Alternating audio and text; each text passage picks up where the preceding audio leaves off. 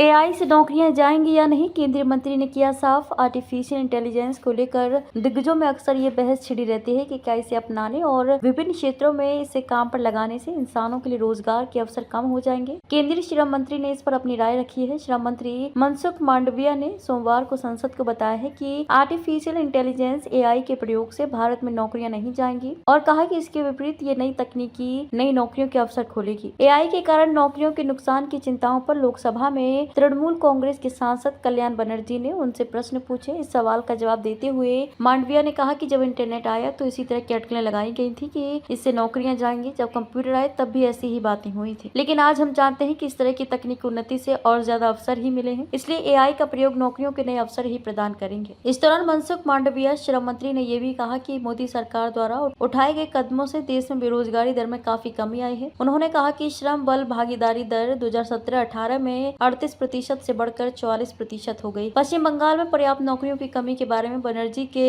सवाल उठाए जाने पर मंत्री ने निशाना साधते हुए कहा कि जो लोग राज्य में इंडस्ट्रीज के सामने आंदोलन चलाते रहते हैं, उन्हें ये पता होना चाहिए कि इसका असर नौकरियों पर भी पड़ेगा। उन्होंने कहा कि राज्य की आबादी को देखते हुए राज्य सरकार को ज्यादा निवेश और उद्योगों को अपनी ओर आकर्षित करना चाहिए था।